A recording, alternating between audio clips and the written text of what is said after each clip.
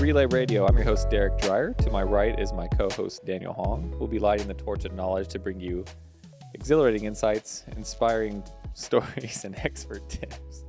Immerse yourself in the world of business, entrepreneurship, and life as we pass the baton of knowledge, empowering you to sprint towards greatness. I totally fucked up the intro, bro.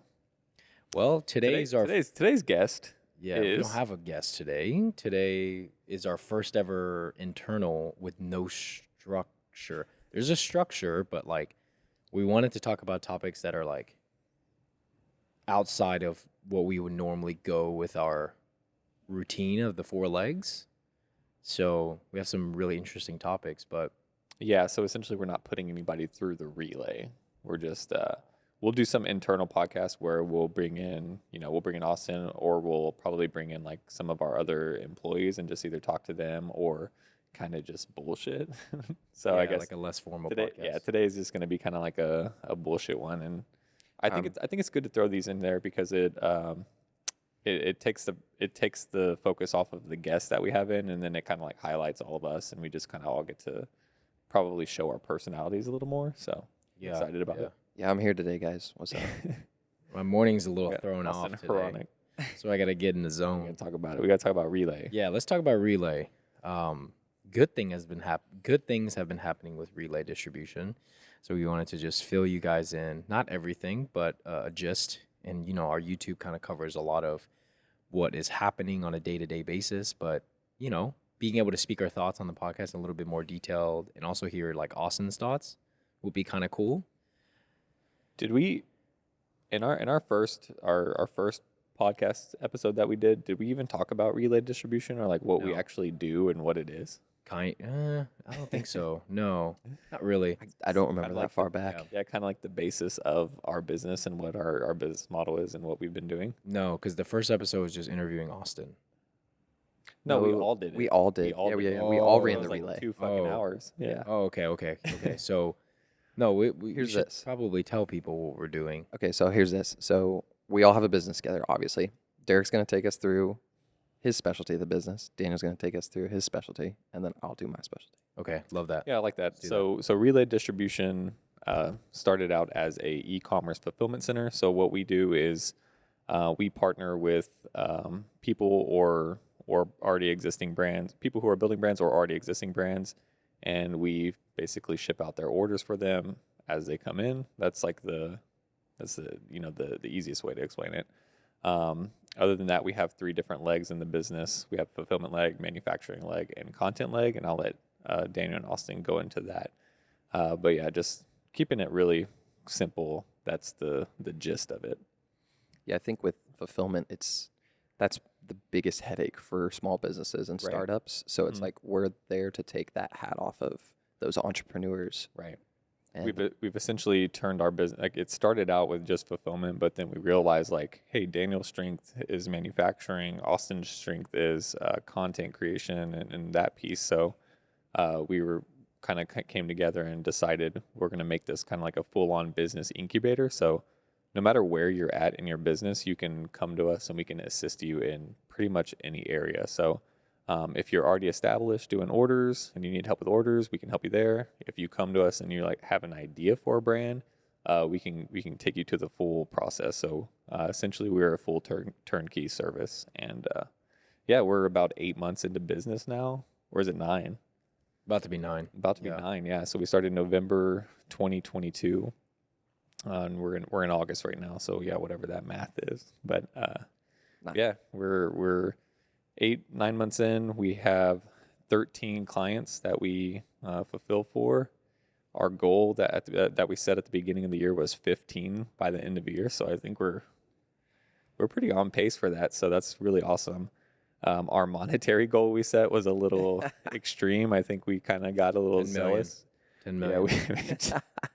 we ain't doing nowhere near that, but all in good time, right? I think with some of the things that we're doing and adding on, that we're going to be able to hit these goals really, really soon. But yeah, I'll let Daniel talk about his piece and what our vision is behind that, and then we'll have Austin talk about that piece. Yeah, truthfully, with this fulfillment center, Damn, you just took off your shoes. It's like that.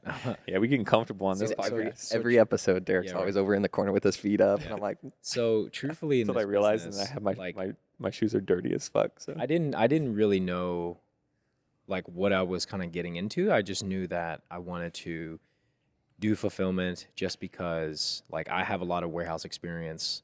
So does Derek. Austin does too. And it just became this business where relationship building was like, obviously it's what we're good at too. We're good at people. We're like people, right? And so for us with this business, the relationships that have kind of blossomed over this past 8 months is something we would have never expected. Mhm. And with this type of business, it is kind of cool because we are directly solving a problem. And we're providing an establishment where you can kind of come in and see your business operations on a day-to-day basis. Because normally when you go into this type of business for like e-commerce, other e-commerce fulfillment centers, and this is where we differentiate, you can't go into these places. Like you can't even get on the phone with these people. You can show up to the facility, but they may not let you into the warehouse. You have to kind of probably fill out these special applications. You have to make an appointment, but then it takes time to even communicate with someone.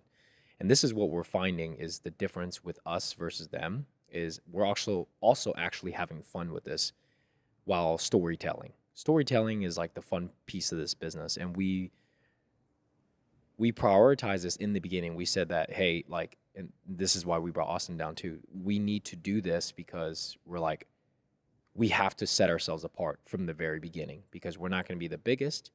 And in the beginning, we're also not going to be the best. We're going through a lot of growing pains and we don't have, $10 million to throw at this business to buy machinery and buy all these assembly lines that all of these other people do have. I mean, we have money to put into the business, but we decided to. Daniel and I's initial investment was $2,000 each. Correct. Very low, and So we started with $2,000. I mean, thankfully we had help with the warehouse. We were able to kind of like jumpstart a little bit, but yeah, that's all we invested. Yeah, and this business is like blossomed into something I didn't even know would even happen, but it just takes a little bit of time. And with the manufacturing side, I was kind of already doing it before relay distribution, and I realized how much of a turnkey this can be because people kind of started asking us questions of like, hey, like, can you help me build a brand? Or, hey, can you help me with your sourcing? Because all of the people that kind of come into this business with fulfillment, they're learning on a daily basis too. Like, just like us, we're learning the errors and stuff. And then it's kind of like when you're doing the manufacturing stuff and you're new into this business, you don't have any relationships with any suppliers. So you're just a number in the beginning. And as you further your growth into the business, which, can only happen if your business is scaling, right? That's when you can dump more money to the manufacturers. And we realize like, hey, we can expedite their growth process by also helping them with manufacturers, with our relationships. And in turn, this helps us grow the fulfillment side as well, because it now falls into our hands of like, okay, what is the turnaround time for supply? What is the turnaround time for fulfillment? Like everything just works so well together. And it just was so effortless for me. And I was like, all right, this is cool. This is a great business. And it makes me enjoy coming into work. Like I like coming here, bro. I love coming here. I think it's also the facility too that we have. Yeah. But like, I didn't like going to the old place. oh yeah, fuck no, dude. Yeah, and like the relationships that we're starting to build with our clients and the network that we're consistently building is people are reaching out to us, like bigger fulfillment centers on YouTube, on LinkedIn, and they're like, "Hey, we love what you're doing," and it's positive affirmation. it's very cool to see. Yeah, We're like becoming like fulfillment influencers. yeah, it's weird. We're like, I'd like to see where we're at like a year from now too. But like, I feel like we are. If we can't be the biggest and the best from the beginning, we're gonna be the best and the pioneers during the process, and that's kind of what we're doing. We don't even realize it. We are and you don't know that you're pioneering something until like years from now when someone's like, hey, you were the pioneer. But if we look back from like But you're this- calling it. You're calling it right now. yeah, fuck yeah, dude, absolutely, shot. dude. Nobody's doing this. Yeah. Like no, Yeah, nobody's doing like yeah, a in a fulfillment space, there's no full- personality. Full turnkey too. Yeah. Like, yeah. Yeah, so like that, and then there's no personality behind this industry. So why not fucking do this? And Mhm. now that we have people who are reaching out to us who are older than us, more experienced than us in the pick and pack side and their processes, they're looking to us now. Like you're saying, we're like the fulfillment influencers, and it is really. Well, I think they're just. I think they're inspired by like seeing the story and the growth, right? And they're like, oh dang, this Yeah. is cool. Like we wish we would have done something like this. But just another thing to touch on with that, like one of the reasons why we wanted to do social media, and we came from that background, is we decided that our niche client would be influencer backed or started brands, right? So we figured if we're going to go after these types of clients, then like let's storytell and do the same thing that they're doing so that they can feel more comfortable coming with us, and like we can relate to them. Obviously we can relate to them just because we come from that background, but just putting that on our business and like making a brand out of like a fulfillment center is very unique, and I think that's what's also drawn a lot of our clients to us as Yeah. well, and it's been really cool. And then simultaneously, like we've hit like some B2B companies, and we've also hit like some e-commerce companies that Mhm. aren't backed by influencers, Mhm. which happens to be one of our coolest clients, Mhm. Pipe Vice. Yeah. They're like pretty fucking cool, and they found us on YouTube because like with small business owners who don't even have a personality on social media too, when they find us on YouTube, they're like, damn, this is awesome. This is different. Like I want to, and like he said it too in our meeting, Brennan was like, you guys are different. I like can already trust you because you have this platform Yeah. that you're like, you're essentially putting your resume out there, and then like you're putting yourself in front of the camera for people to see who you truly are Yeah. and your purpose behind It's just this being business. transparent, right? And like a lot of these big corporate companies, like they struggle, like you said, talking to people or getting somebody on the phone, or like they don't really know what's going on with their product. And then we're like, yeah, let's put this shit all over Instagram. Let's put it on YouTube and fuck like, yeah, let's dude. fuck around, Yeah. So I think people, it's, and Leo said this in his podcast, and it's humanizing your brand and yourself, right? And I think that's all we're doing is we're humanizing a very like monotonous task of like fulfillment. So it's been really cool. Yeah, I mean, with this industry just being so like you're saying, monotonous and like honestly boring for a lot of people.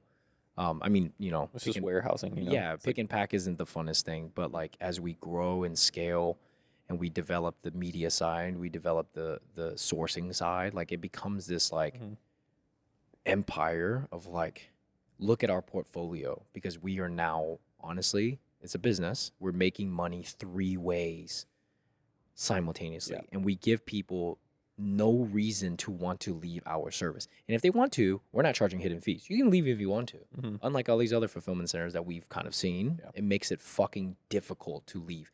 It's not just the process to leave, it's the money it takes to leave. Yeah. Like, these people are charging so much money to just take them off the boxes and the pallets. Mm-hmm. Like, you're talking tens, if not hundreds of thousands of dollars just to Yeah. leave their fulfillment center.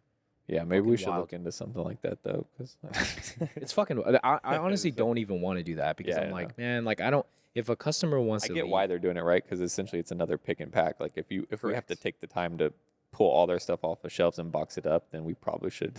or we do like a flat rate, Yeah, a flat like, rate or depending something. on like what they have. But Yeah. these people are charging, like even if it's on boxes, like that's up top, they're Yeah. still charging that. No, SKU they're charging count. crazy fees. Like Yeah, crazy there's fees. any extra work, like you Right. said, like if it's Yeah. on the top rack, oh, I got to climb 3 extra stairs. Yeah. That's an extra or if it's like $500. if your stuff is being stored longer than X amount of days, you're charged a It's 10x. surplus. It's Yeah, 10x. crazy. That is, Yeah. So So yeah, just you touched on the 3 legs, but I want to give Austin a chance Absolutely. to talk about the content piece, which is the other leg, and we'll let him kind of dive into that.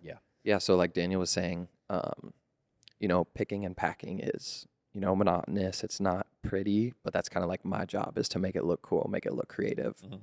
Just for us, and then for our clients too, I specialize in product photography and then like reels and short form content as well as long form content. So giving that opportunity for a brand that is just starting to have somebody who is experienced in that is very, very valuable Mhm. in my eyes, especially in a digital tech, Yeah. social media ruled world. Like getting your product out in front of people and in front of like eyes is so, so important. Mhm. Well, that's what e-commerce is. It's all digital marketing, social media. So adding that value of, being able to provide that content for people is huge. And that's one of the reasons why we also built this studio in our warehouses to have it all in-house. And I think it's kind of cool because we've just got our first manufacturing client.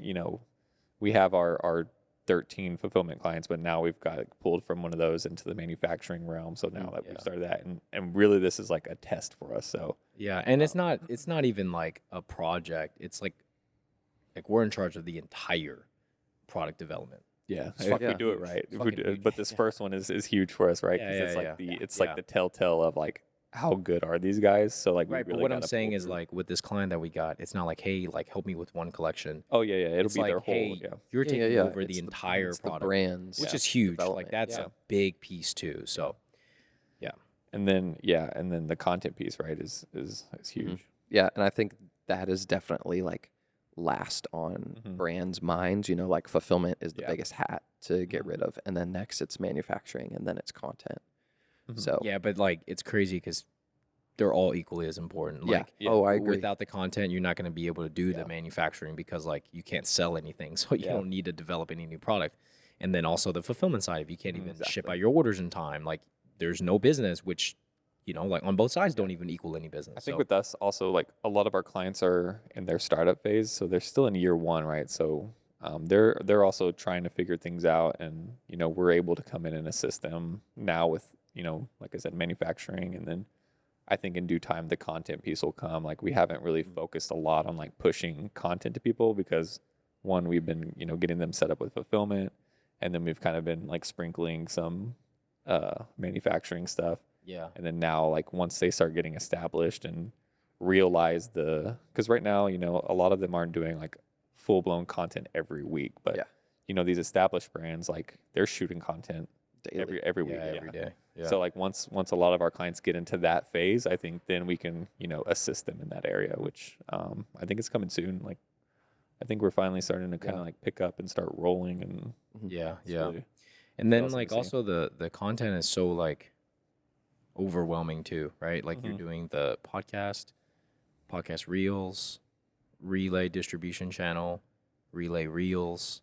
that's just for us. That's not even for other clients. This is Yeah. what Yeah, I Daniel's mean it's saying a we're lot. staying busy. So, yeah, definitely staying busy. Out in but- the warehouse, grinding. but it's working, right? Because we've gotten leads from our social media, Yeah. and It's almost like a client. therapy session, by the way.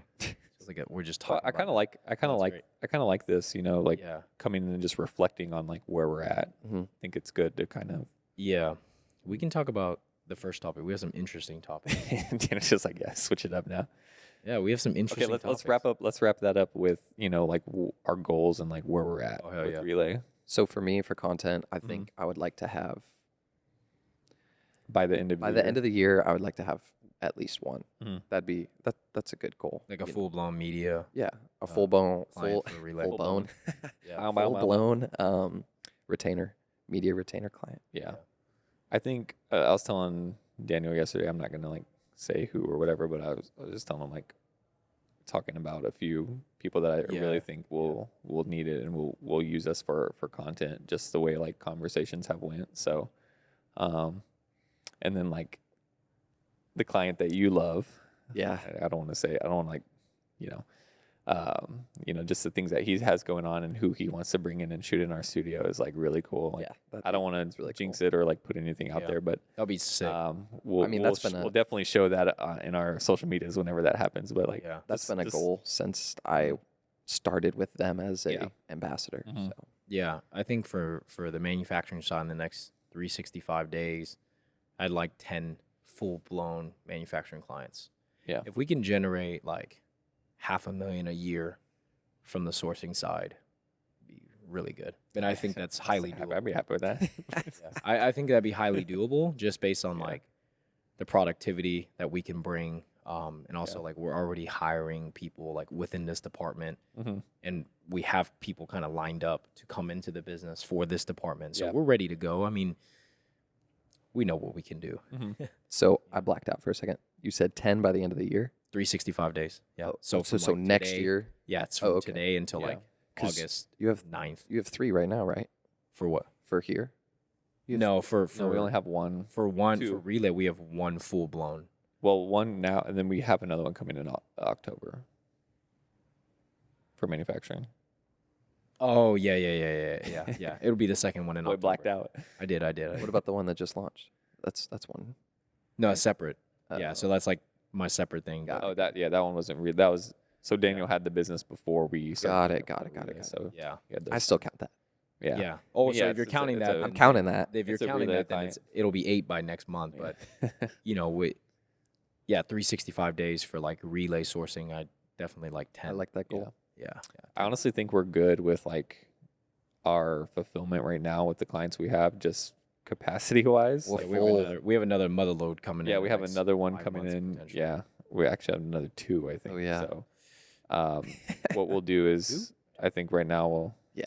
Well, the one that I onboarded yesterday, they're starting. in Oh yeah. September. And then I don't know who you're talking about, but I love that we're like not name dropping and we're like this one. You know, like you remember this one that we talked about yesterday?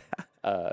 Yeah. So I think we're good, and what I really want to do is just work on our efficiencies and getting shit sorted in the warehouse, and then yeah, we'll go from there. I think we're on a really great pace and really excited for the future. Yeah, most definitely. But now Daniel wants to get into some bullshit. So Well, these are all Let's do it. correlated with our business. too, business, you know? right? Yeah. So So like I definitely want to talk about like real world topics. yeah. Well, this has been resolved now, but I want to talk about the UPS strike, the union strike with UPS, and how it affects fulfillment because people don't even fucking realize this shit. They're just like, oh, so like just to give you Not just fulfillment. I think it Yeah. affects everybody everyday life. consumer, no matter what business you're in. people don't Business and understand, right? consumers. When, Yeah. when you have these major events and it doesn't pertain to you every day, you don't really think about it. You're kind of doing like everything. Honestly, every big event in the United States will affect you, whether it'll be directly in some shape or form.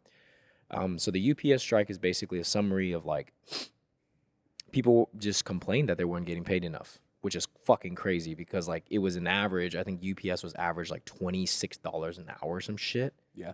Like our regular it was driver with, was making like 27 an hour.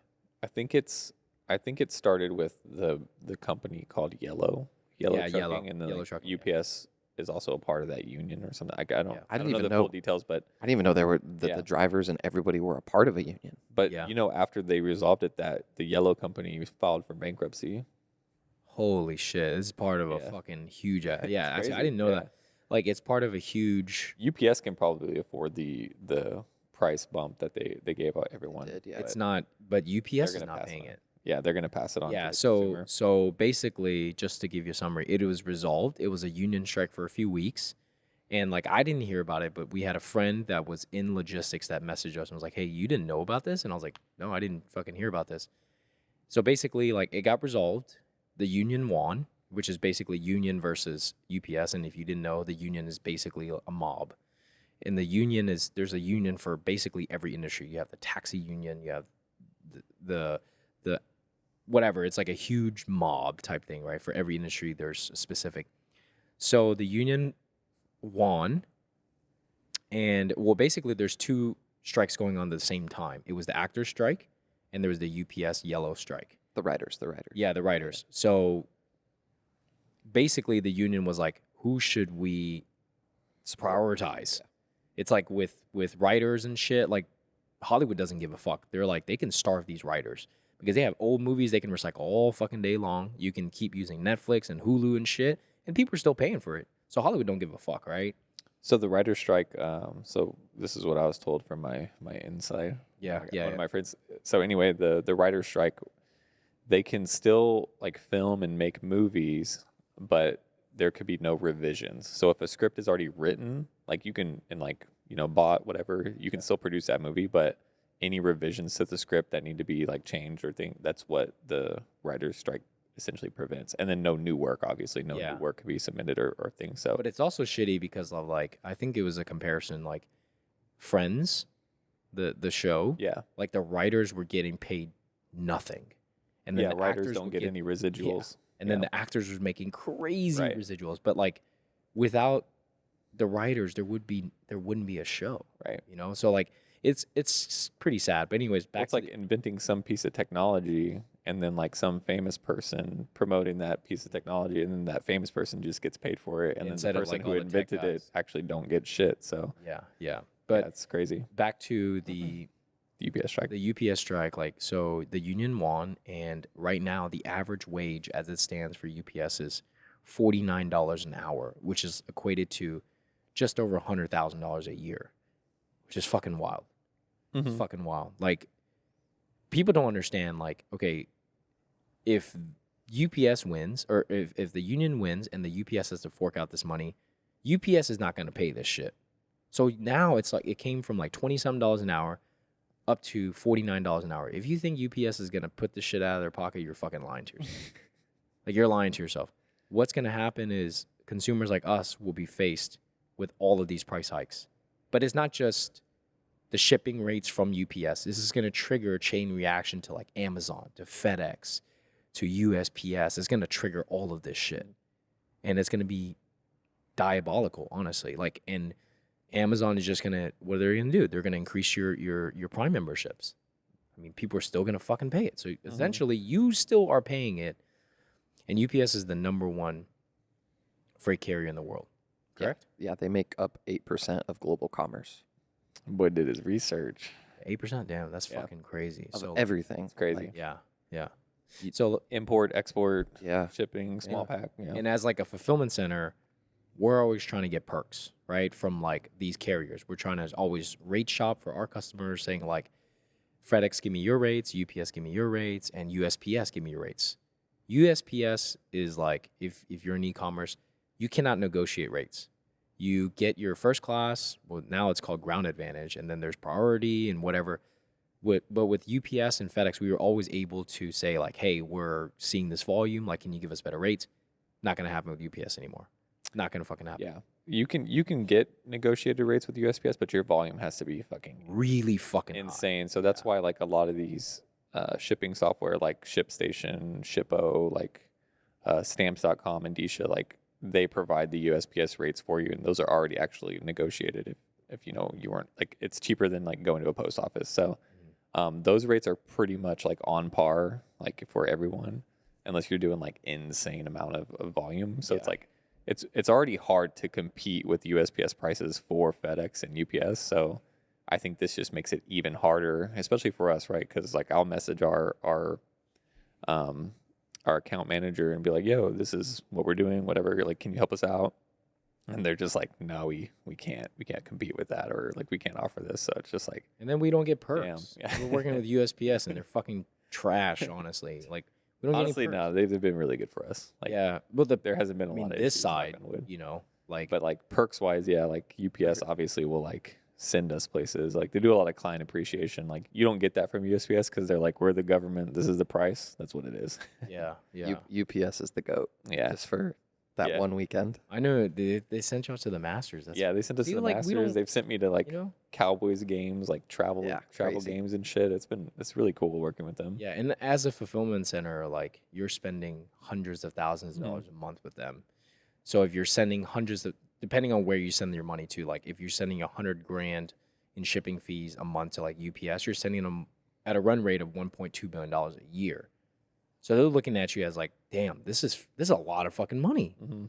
And It's crazy because I don't think We don't get any I think perks. $1 million client for them is actually a small client. that's a small client, but insane, like right? they're gonna look at us as Right. like the potential. Oh you yeah, know? they definitely look at the potential and like growth and everything like that. Like from the years I've worked with them, like they've done a lot of things like, and FedEx will do this too, but they'll come in and they'll do like a warehouse audit, and then they'll tell you where to improve your warehouse, what you can improve. Yeah, like- they'll provide like technology for you, like they'll subsidize some of your like software you're paying for. So like they actually do a lot in helping like build out Yeah. businesses that are shipping, right? Because like the more packages you ship, the more business they're going to get. So it's like they do a lot of that type of stuff. Whereas USPS doesn't necessarily do that, but at the end of the day, USPS is the cheapest. Yeah, right? and So it's UPS gave us all those fucking laptops and fucking UPS, yeah.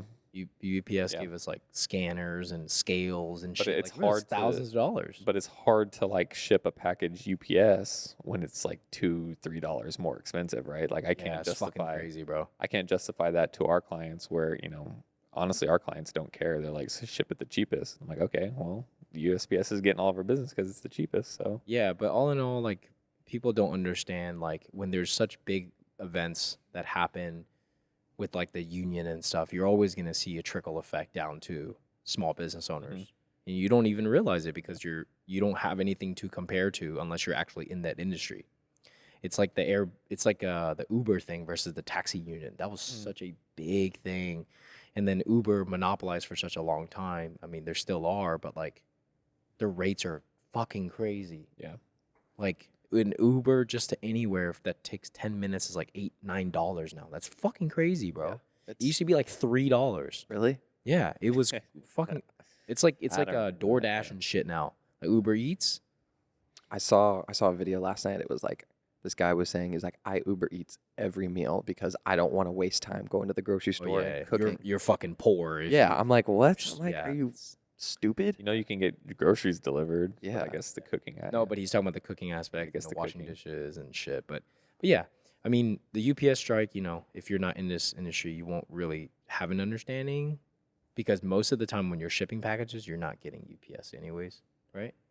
Like, I don't think oh, actually, no, I do. I mean, some people will go to the UPS store and ship a package. Like they'll probably increase those rates. They'll probably, obviously they won't like give us lower rates. Yeah. I wonder They'll if probably increase like our pickup. Like we pay a weekly fee for pickup. Like even if Yeah. they increase that by $1, right? Think of all the pickups that they're doing. Like they're gonna weasel little like literally like dollars here Dollar and here, there, dollar and it's there, gonna, yeah. it's gonna cover the cost. Like It's fucking crazy, I bro. think they're going to start charging for returns on Amazon because when you want to return something to Amazon, you just take it to UPS and it's for free. They're going to start charging for that. What people don't understand too is like Amazon makes it very easy to return shit. That's why they ask you for photos, right? They don't ever get the return back and like process it. They throw it away Yeah, and those into they put huge it in a big Gaylord, yeah, and then they sell it. and then they sell it. That's a $1 billion And then people have business. businesses where they buy that shit and flip it. That's That is crazy. a multi-billion I think it's like business. $1,000 for a pallet, right? It's You pay a very grand. cheap. Yeah, you pay a Very grand, cheap. you but can go to these get, like, a- liquidation stores and you Right. can bid Yeah. on pallets. There's and- actually an Amazon surplus warehouse that they sell it by the pallet.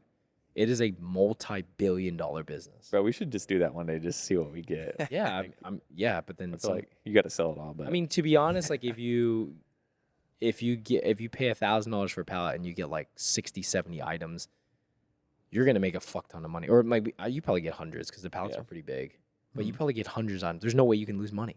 There's no way. But imagine like you get one and it has like a bunch of like PS5 controllers, those things. Yeah, yeah. So you can probably sell those for like $30 a pop. Yeah, Like, or you just get a whole bunch of salt and pepper shakers. You're fucked. You just get shysted. a bunch of dildos. Yeah.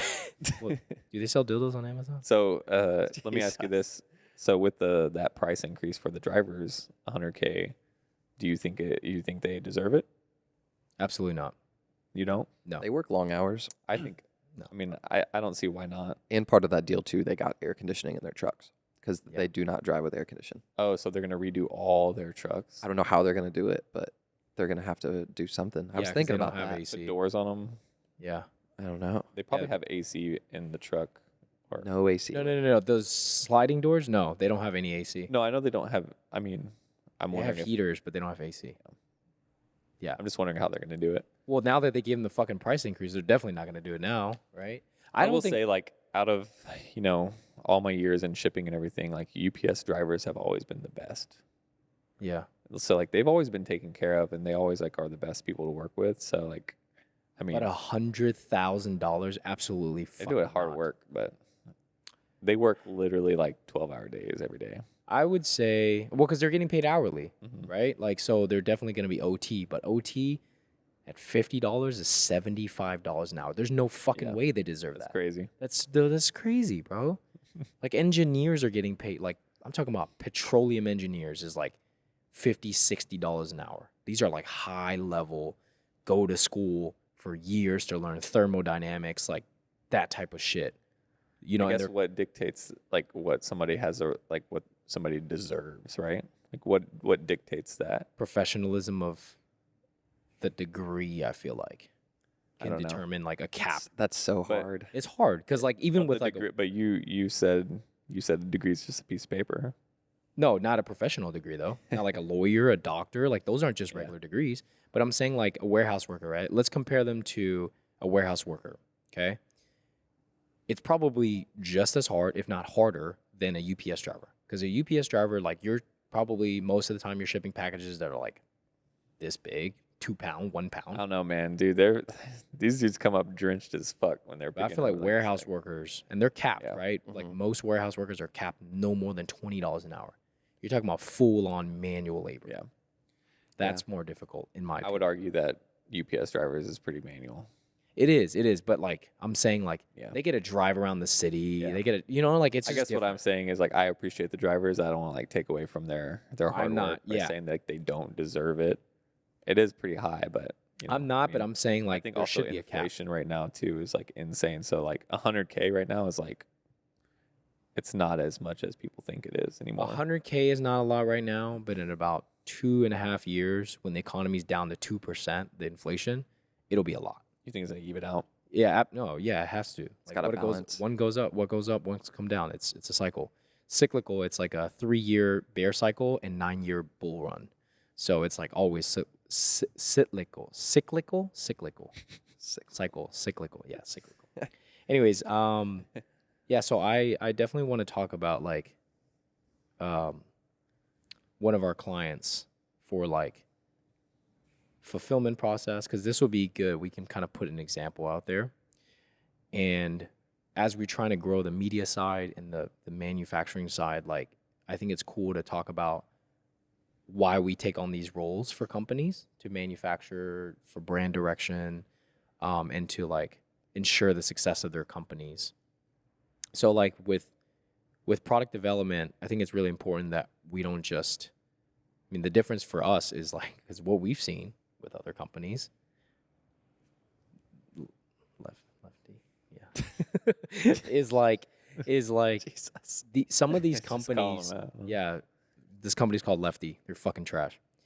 Some of these companies are so bad in the sense of like, they have no fucking clue how to develop a product. Like no clue. And I think it's so crazy. It's something like as because we appreciate clothing. Yeah. The three of us, Yeah, right? yeah. We've been around like the development process, the manufacturing process, the design process, and we understand how difficult it is to build something truly from scratch and not just like take something off a catalog or like replicate something right off the rip. Like with these companies, why we're doing the manufacturing side also is like, one, it's a passion of ours, right? But two, it's like transparency. We tell people if we can or can't do something. And if we can't do something, we're going to find someone who can on our team. And like with this company, they've been around the block apparently for a long time. All from what we've seen is like all they do is like they upcharge the product by 50%. They don't have a designer in-house, and they just tell the clients just to replicate the product. They have no knowledge of the fabrics, the construction of the product, the durability of the product, and the technical performance ability of the product, like the usage of the product. And I think that's what, Yeah, they just want to duplicate stuff. They don't want to create anything from scratch, right? yeah, they're making a fuck ton of money from what we realize. Do you think that's a problem with that company, or is it with the people who The are coming to industry. them, The industry. or the industry as a industry. whole? Yeah, because what, like, Well, the industry of like being a middleman and developing products for people is It's just- always like cost plus and And then copy paste. yeah, because kind of what D was saying was that, like, or he told S was like, oh, this is kind of normal in the industry. It's like a give and take. And when I heard that, I was like, what? yeah. Fired up. Daniel was fired Oh, up. dude, like Yeah. that like fired me up because I was like, dude, like, even with fulfillment, right? Like, oh, I can't get in contact with the owners, or I don't know who I'm speaking to. With the product development side, it's like, nah, man, this is not how this industry works, bro. Let me change your mindset and how we develop products on this side. And like educating our product and our clients, like showing them the transparency of like how the entire process runs and educate them on how it is that way so that they're almost like independent on their own. And we provide the education just like the fulfillment process for our clients because we see the value, like you were saying, we see the value in the education piece. And we know that even if we teach the client everything, they will still utilize our service. Yeah. And that's like the difference of what we're trying to do at Relay. And I think what we are doing is we're just telling people like, hey, this is the process. This is how it should be. This is how much it costs. And this is how much we charge. Actual cost, yeah. Actual fucking charge. Yeah, because a lot of times with middlemen is like they'll provide you, so say something cost $12 and then they'll provide like when you ask, hey, how much does this cost? They'll put their fee on top of it there, which is cost plus. So they'll say, oh, it costs $20. So they're making that like $8 delta. But they And don't a lot even of them tell will you like that it costs $12. Right. though. They don't tell you the actual cost. They just tell you the final cost of Their what with their cost, yeah. fees, right? So like where we wanted to stand out is like we're gonna say, hey, this is the actual cost. This is our fee on top of that, and like this is just very very transparent. And I think people appreciate that because it's like they understand that we have to make our cut in doing it. Yeah, But like most if you actually tell them what the costs are and like that you're not like upcharging that actual cost by like fucking 50-60% and you're only like tacking on a few dollars here and there, then that goes a longer way than being shady and like not transparent and like trying to like add on fees here and there and like just charge the fuck out of people. Yeah, that's not the industry standard. Yeah. Well, it is. It's what happens in the industry. That's what it is though. shouldn't be the industry Yeah. standard. We're trying to disrupt every industry. That's how it honestly. is. It's crazy. Yeah, I mean, like, what we're trying to do at Relay is just be a different business incubator because we understood the struggle, because we understood the growing pains of like the fulfillment, the product development, the design process, and finding the right people to actually be in the type of position. I feel like, are more than capable of like taking the roles in these companies instead of these middlemen. Because I believe you always need a middleman for something. Like, for instance, like packaging, we need something really quick. Uline is our middleman, right? Look at it this way, right? Like we're not trying to be a middleman that's just taxing the fuck out of you. Like we're trying to be a middleman to where it's like it almost feels like you're just paying us as you would like pay that employee that you would need, right? yeah, so yeah. it's like you don't feel like you're like paying some outside service and getting taxed. It's like it just feels like another employee in your business, and like Oh, that's kinda smart. like Yeah. the- Yeah, like a we're good way. trying to help grow your business. We're not trying to like Right. take away Right. from anything that you want developed or fulfilled or shot. It's like that I feel the same way with content. Like I'm not trying to tax out the butt like Yeah. other, content creative studios or people. So it's like I want to help you grow your brand because if you grow your brand with me, that just is gonna in the long run work for both of us. Yeah, and Yeah, I think we've kind of struggled with content, right? Is like because we want to put together some packages that we can like send out to clients, like, hey, are you interested in this, this, and this? But it's like it's very like specific to what each individual client may want or look for. That it's hard to like, especially for Austin, because I'm like, hey, Austin, what should we do this? And he's like, I don't know, man. Like I don't know, it's got to be this or this, and It's Yeah, hard. we So, do like, feel we're- bad too. Like we feel like, oh, are we charging too much? Are we charging too little? Because we have overhead too. yeah, that's part of the game, right? It's just like figuring that out. Yeah, like most of these companies, what we've seen is just a money grab. Like, oh, let me extract as much money as possible from this client. And so, like, just in case he doesn't come back, it's like, no, we're kind of the opposite side of the spectrum. We're kind of like, okay, well, let's be fair. We cover our overhead, make a little bit on top. And then, the client still has margin to do whatever he needs to do to grow the business. Because, like, if he doesn't grow, well, Relay distribution won't grow. Right. So we see it as like, okay, cool. It's from all sides. And being able to grow our fulfillment side and seeing the long-term play as partnerships. We always say our clients are partners with us because our goal is to have them never want to leave us. And we make it very clear in our agreements. Hey, you can leave. Just give us a 30-day heads up. Pack all your stuff. We're good to go. You can leave whenever you want. We're not, doing this whole making it difficult to leave So what we do provide is like the transparency, the education, in hopes that like, damn, this has been an amazing process. Like, let me just, why would I need to hire another person to Yeah. take this position when I have this company that is probably cheaper and he has skin in the game Yeah. with like the fulfillment side. So like, just doesn't make sense that I would need to hire this person.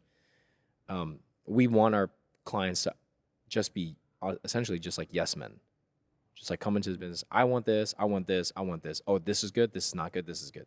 Done. We're good. We're kind of like treating them like they've had this business for 10 or 15 years, right? And they have things in place where it's like you said, yes men. But think of somebody who, like, you know, it's an influencer who starts a brand. She just wants to like create her own product. Yeah, she wants input on it, but she doesn't want to like be like, oh, let me move the pocket 3 inches over here. Like, she doesn't want to do all that like technical. She doesn't wants want to talk to a manufacturer. Yeah, she just want to talk to manufacturers. She just wants to say, I love this piece. Let's make it. I'll sell that. Like, so like that's where we're trying to take away is like the headache of like the entire design process. It's like, hey, tell us like what you want to create. We'll create some visions, you know, create a vision board for us. We'll create the designs. We'll do the manufacturing. We'll build your product. And all you got to do is say yes or no. And so it's like, and I also think that the difference between us is like all of us are type A. So we're very much proactive in the services that we offer. So if we say for the product development side, you know, a brand comes to us, hey, I want to make this collection. Well, we bring in the designer and they design the process. And we're like, well, simultaneously, what fabric would you like? Let's source some fabrics for you. Let's source the care labels. Let's source the trims. Let's source the accessories, the packaging, like all these different things. And what I've realized is like, one, they're not used to that with most middlemen. And two, it's like, oh, I didn't even think of that yet. Oh, thank you. So we're trying to help them future proof. because you're thinking of here. I'm going to say that you're thinking of it, or we're thinking of it as like a brand, right? From a brand perspective. Yeah. Whereas these other middlemen are just thinking of it as a product. Oh, they want to make this product. I'm going to make this product. Yeah. And they're not like thinking about the whole branding and like the bigger picture of the brand and things like that. So I think that's another differentiator. And two, we treat everything like it's our own because Facts. all of us are passionate about each of our sections. Like Derek loves fulfillment. You love manufacturing. I love content. So You love fulfillment? Hell yeah, bro. No, I'm like, Go ahead, do your but it's thing. like we're gonna fulfill. I'm just good at it. We're gonna fulfill how we would fulfill our brand. We're gonna make our clothes how we would make our brand. Like I shoot love the content. I love building the business, and I love building relationships. Like I love building our business. Like I love, you know, helping Daniel like close deals with manufacturers. I love, you know, helping you with content. Like, so like, I think for me, it's like, I'm good at fulfillment. Yeah. I don't love it per se, but I love the process that goes into like hiring people, building the systems. So, I mean, I guess that's like a fulfillment in a way, but And I think that's it another could be any business for me. Like I just love like building it. I think that's another thing too, is like what really sets ourselves apart and why people really like working with us is because they see it. Like they see that, damn, like these people actually really enjoy this process. Like our first couple of clients outside of Everforward, like didn't even know who the fuck we were. And they were Rightfully. I would very much consider them high level in the influencer space. Very great track records of building brands and scaling them exponentially. Dude, they came to us when we had a fucking empty shell, man. Like, these people believed in us. Yeah. And I think that's a big piece too. It's like you trust in us to carry forward. And we've done everything that we said we were going to do. I think we've done everything that we said we're going to do to these clients. And I think that's what proved ourselves time and time again as to like, we are very much Doers. We not just the doers. We but about that action. Yeah, it's like also like we're irreplaceable.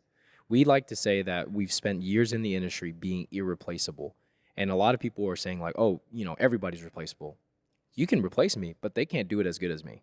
You're going to take 3, 4, 5 people to do my job. Same thing with fulfillment, same thing with me. I'll second that. And like, dude, that's the difference in like, yes, everybody's replaceable, but how many people does it take to replace that one person to do that job? Yeah. That's a big piece. And what people don't understand too, it's like, yeah, everybody's replaceable, but to what extent? Right? Exactly.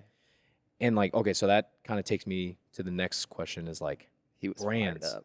I know. Yeah, Fired up. for Daniel real, is dog. fired up And on yeah, a dude, in his this is- bag Wednesday right now. morning. Here This we is go. bag. This has He's been in his bag right now. an amazing year for relay distribution. Like this is our first like new Facts. year. I'll be for- Daniel right now. Facts. Yeah, this is our first new year, dude. Like the amount of attention I think we've grabbed so far, and the amount of relationships that we've built from high level individuals is fucking awesome, bro. It's very It exciting. really is, bro. Like people who don't need us specifically, but they kind of need us, are like everything you guys have done. It just makes sense, and we're just Yeah. like reinforcement, constant reinforcement. And I'm reminded like why I love doing this business so much, because it's, I mean, long term, man, I think in 5 years we can do upwards of 50 million. I really think so. I mean, there's a lot of companies that have I this. think if we keep doing the things that we say we're gonna do, Fuck yeah, dude. we can definitely get there. There's mean, no like, ceiling. Shit Bob is what, 8 years old, 9 years old. They're Mhm. doing 500 million a year. It's Who insane. the fuck is Shit Bob? Like, do you even know who the owners are, bro? Like, I've researched and I can't even Yeah. find the owners.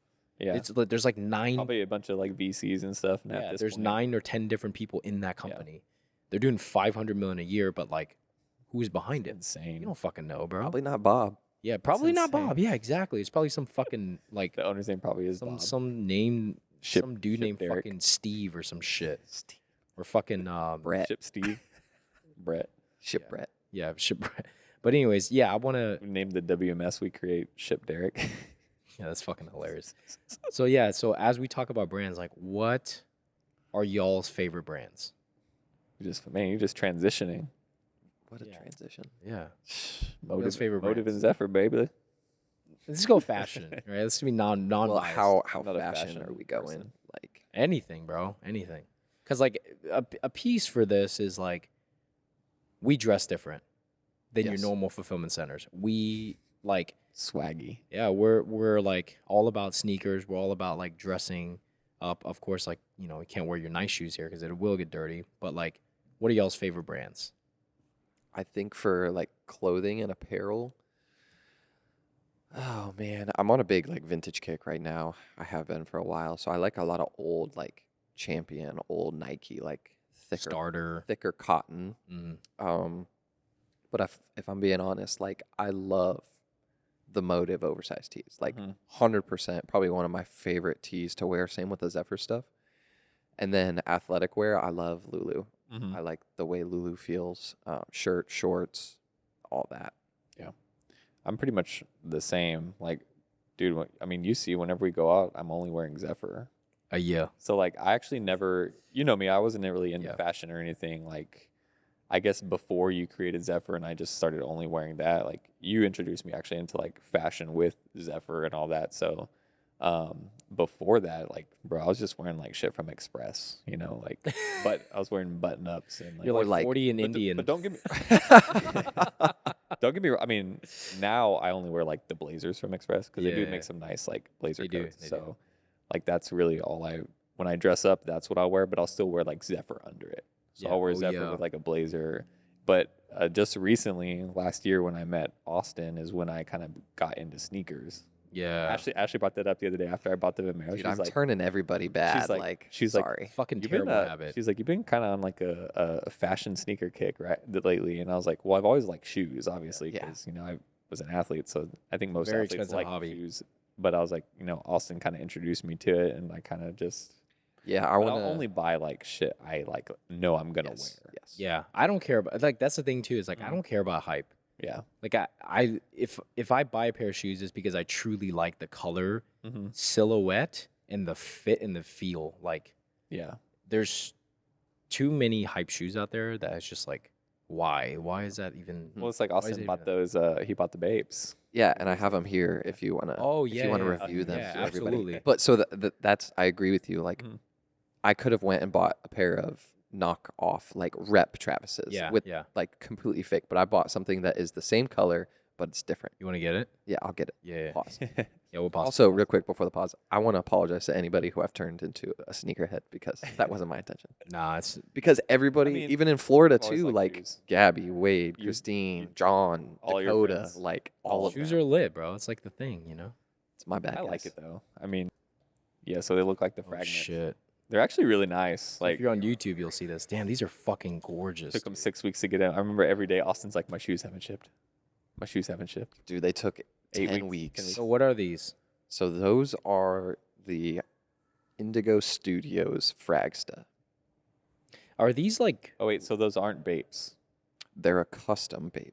Oh, okay. okay? So Bape is a company. So like, is this like a partnership with Bape and No, Yeah. this is just So some Soulja dude Boy who created Bape. he created Bape? no, not Soulja Boy. Oh. So this dude Yeah. is just making like custom vape shoes. So Can he get has sued by? he has no licensing for any of this. Yeah, you can technically get sued. I'm pretty sure. Yeah, people. Nike sues a bunch of people for like knockoff Yeah, stuff. I will say okay. So these are these are Suit- based on the Fragment lows. correct. This leather is way better than Nike. It is so It's soft, nice.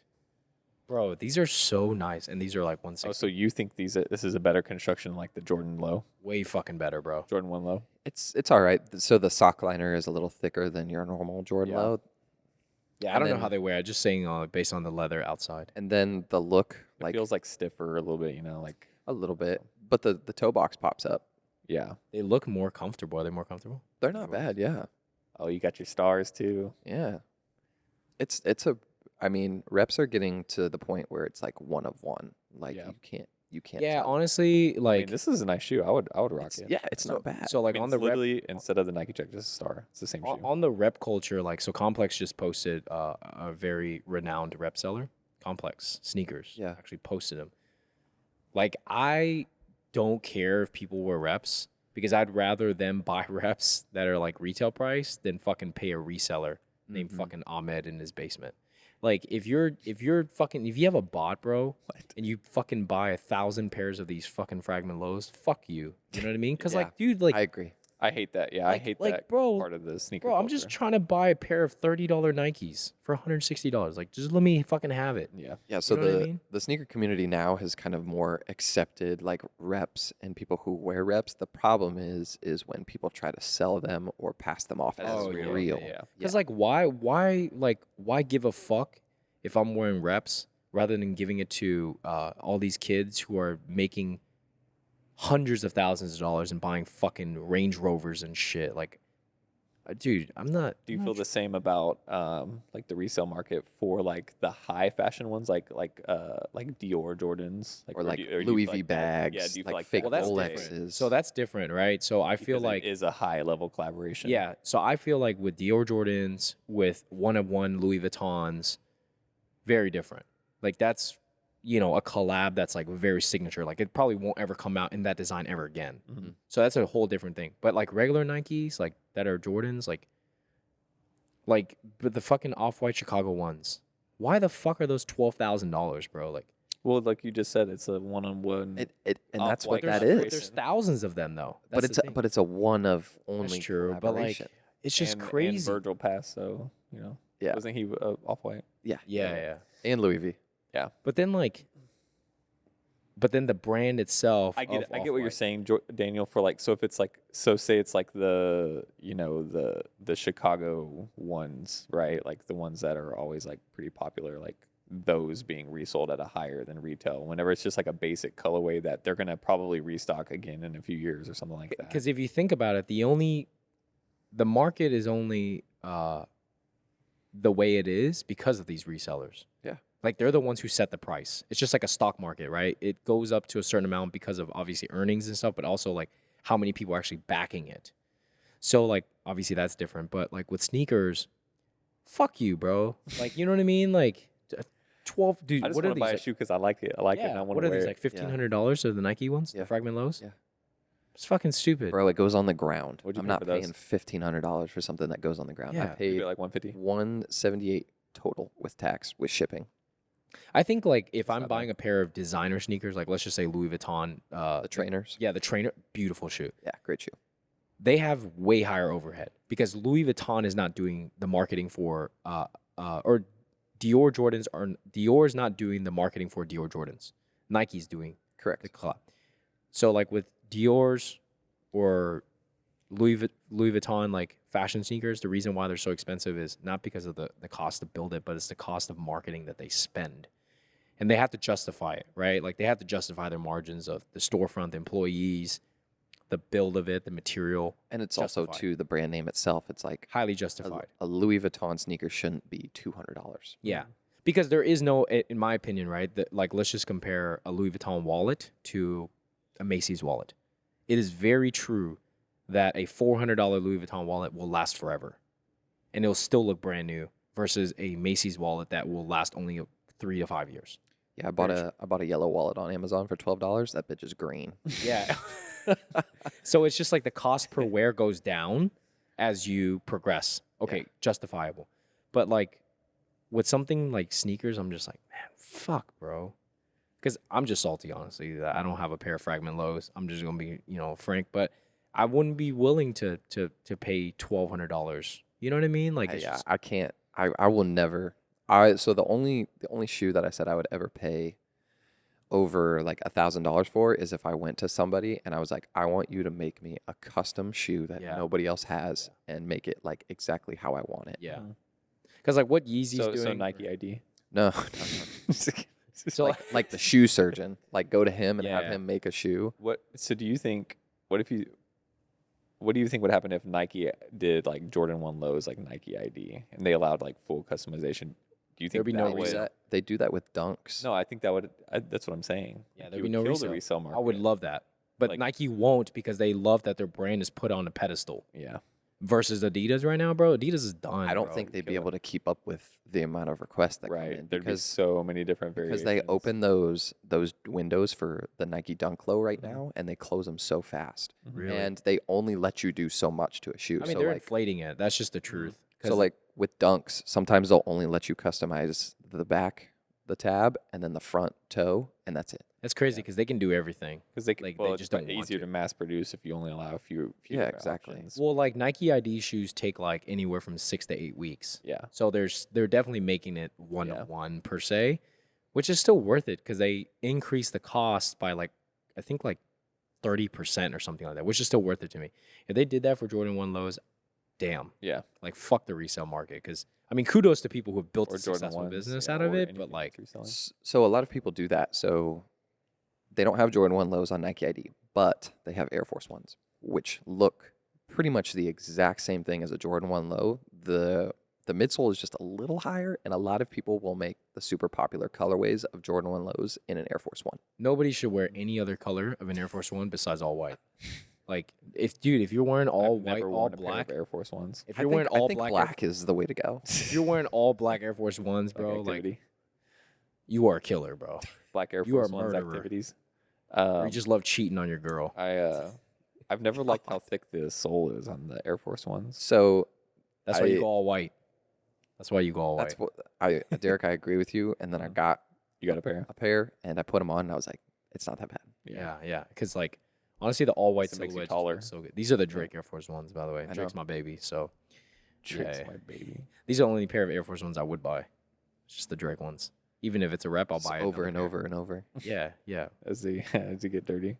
Dude Yeah, wearing 'em no, in the I haven't fucking even cleaned 'em. warehouse. You're like 50 Cent. He has a pair for every day Damn, that'd be lit. of But white, all whites. so yeah, with brands like with product development. Okay, so my favorite brand is Fear of God, Mm. ASRV, That's a good brand. Louis Vuitton, and I think my own brand, Zephyr. But like with the culmination of brands, I don't like every brand for just the products. Like I look at like I was the just marketing aspect of like what they've created because like ASRV. Okay, so I'm wearing this shirt. This is the only product I buy from ASRV, and I would never buy it full price because the construction of this product is garbage.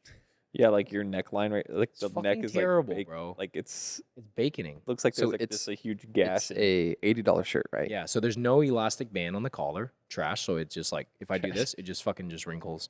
All the threads are coming loose. So if I just like push it together, look, it already kind of ripples the thread. That's crazy. And I look at a lot of brands based on because I see when you're building a brand, you see inspiration as pioneers. Because I think ASRV has pioneered marketing for mainstream brands as well as e-commerce brands. Their marketing is not duplicatable. They Yeah. fucking crush it. Represent, of course, one of my favorite brands as well. But yeah, I look at brands not just from the product perspective because when I buy a lot of these big brands, I realize that I can do it way better.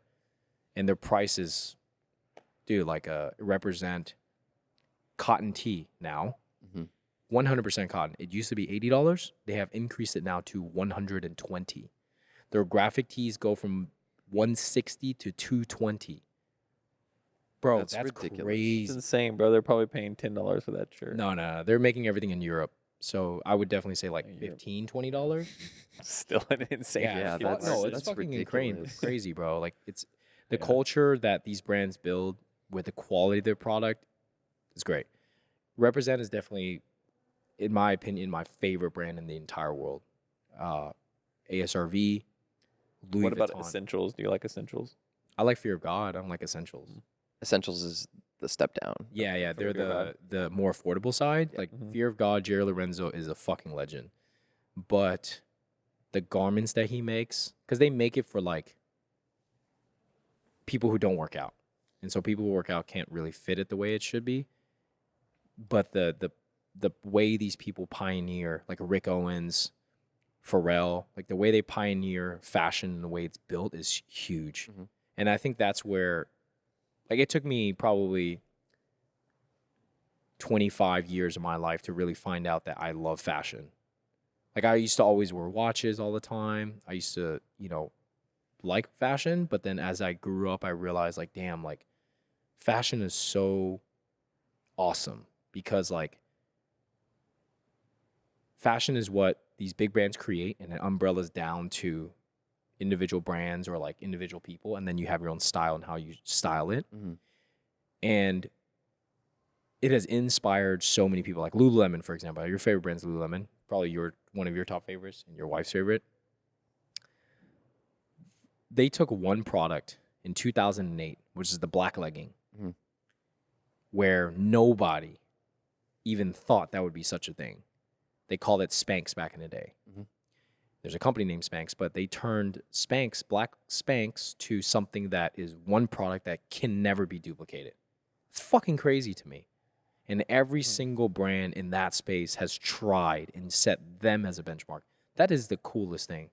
Yeah, Like, becoming the benchmark in a In an industry. industry. Yeah. for something as little as a piece of garment, but the construction of the product and the way that the Fabric, yeah. fabric was built took them like 10 years and millions of dollars to make one little thing. And now it has fragmented into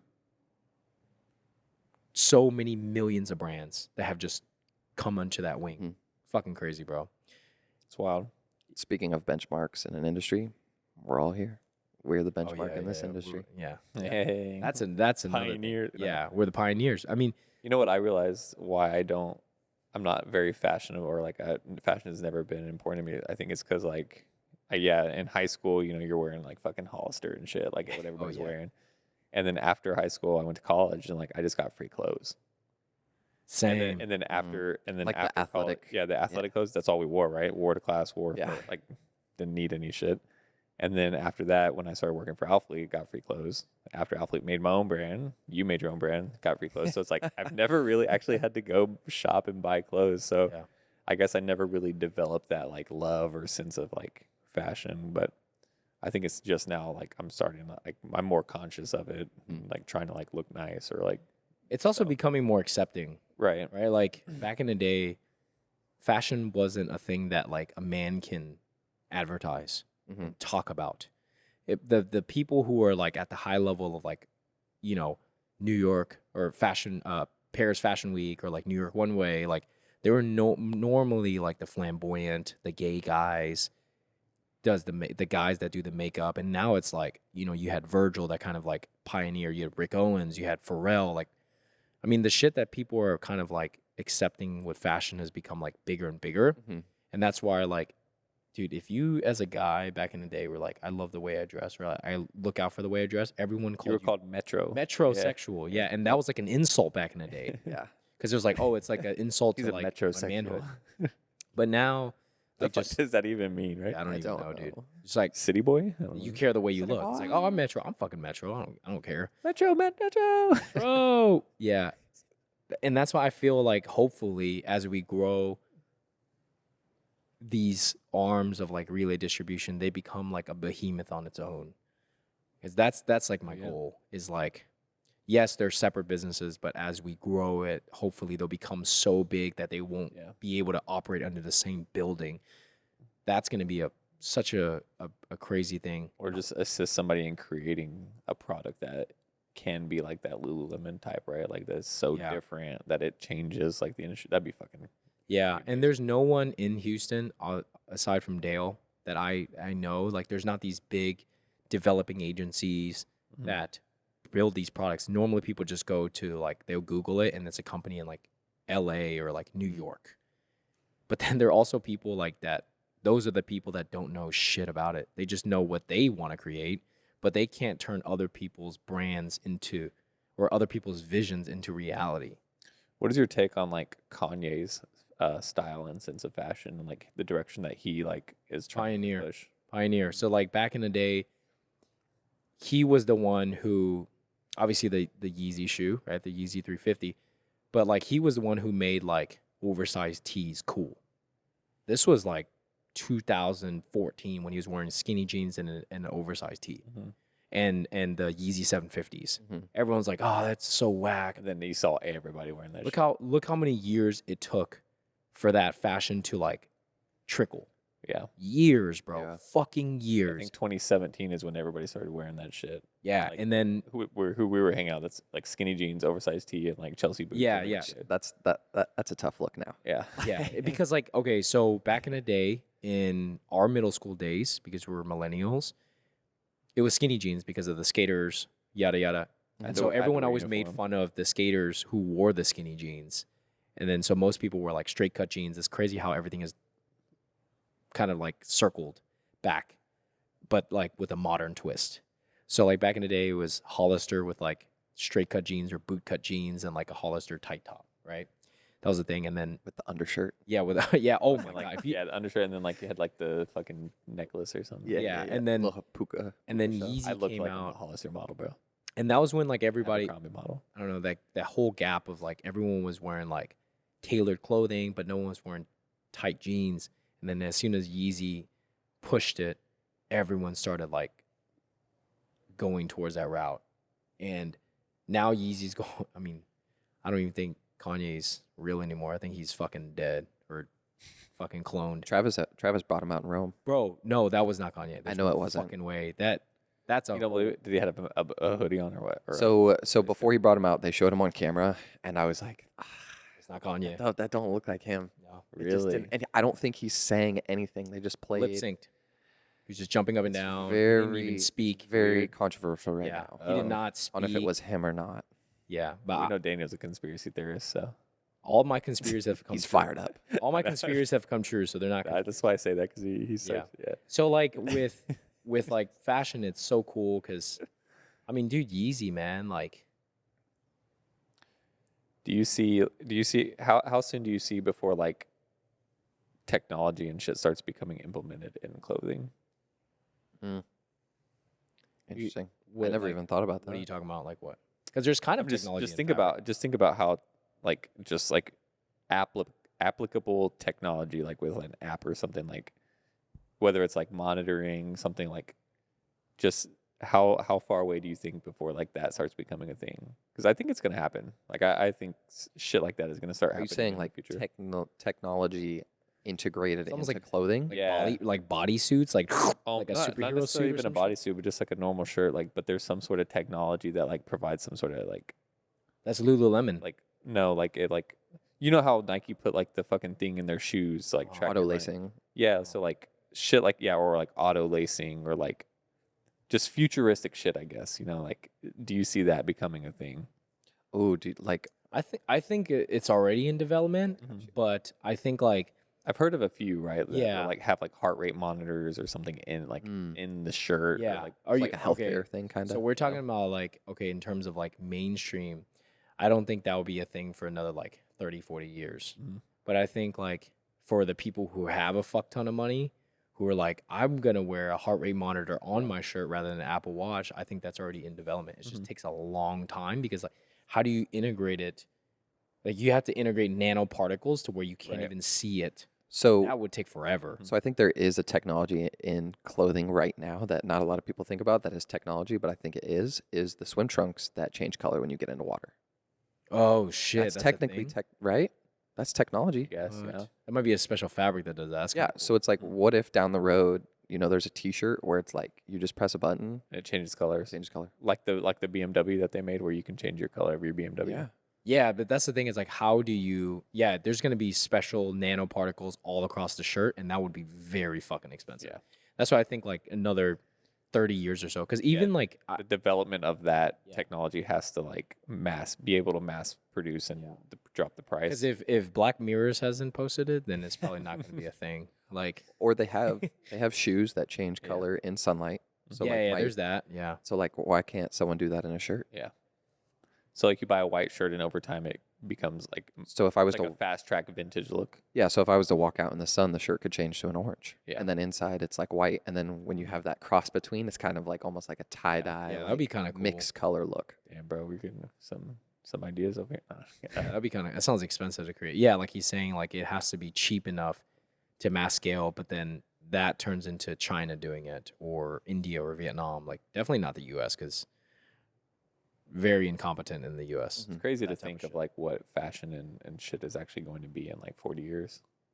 Just watch be like Black Mirror. It's hard to like, and yeah, Black I think there's always going to be because like every step of the way, in every cycle of fashion, there's always like a modern take to it, and there's always like a Yeah. take that we've pulled from the past. Mhm. So like right now, it's flare jeans, a lot of straight 90s, cut, yeah, Nikes, Mm. right? 90s, 90s, 90s style. and then like overalls, oversized tees, vintage tees. It's literally dressing how our dad used to dress, literally. But there's no more modern. The modern take for that would be the sneaker side, the accessories, and then also like there's multiple ways to dress. Back in the day, there's only one way to dress. So that's like the modern take is like you can dress, Yeah, like you can still wear. it's a lot more individuality. Yeah. Like I feel like a pair of black skinny jeans and some black boots would never go out of style. A lot of people say, "Oh, skinny jeans are out of style," but I'm like, not black though. Maybe blue, but like black if you wear it very tailored. It's like a suit. Mm-hmm. A tailored suit will never go out of style. Of course, like now people are going towards like a looser route, but a tailored suit would never go out of style.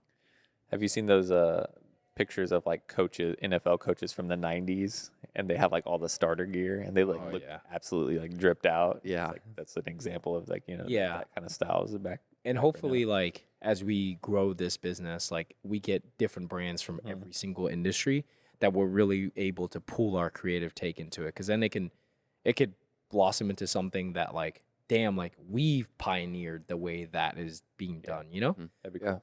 Yeah. So Yeah, I think that's a a good. We can kind of end on that note. yeah, But yeah, I like this like kind of reflecting on like where our business is at and like talking about like what's popular and just maybe even some ideas or trends that we can see ourselves going down. Like that was a good one.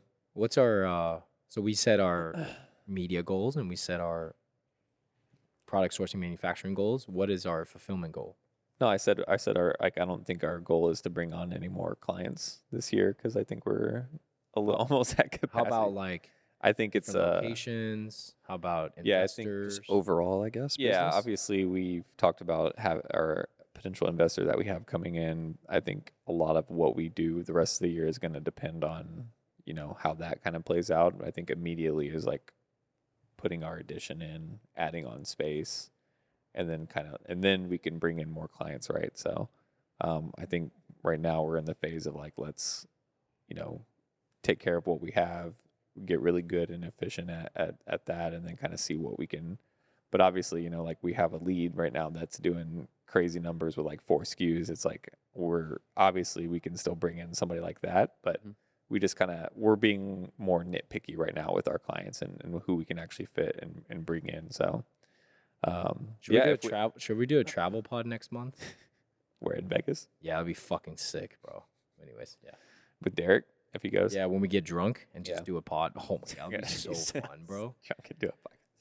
But all right, yeah. Thank you to the listeners at home for joining us on another episode of Relay Radio. Wasn't our normal relay style podcast, but more of an internal reflection, kind of just us kind of just bullshitting a little bit. But thank you for listening at home. Hopefully you enjoyed it. Hopefully you enjoyed getting to know us on a different side of things as well. For sure. Yep.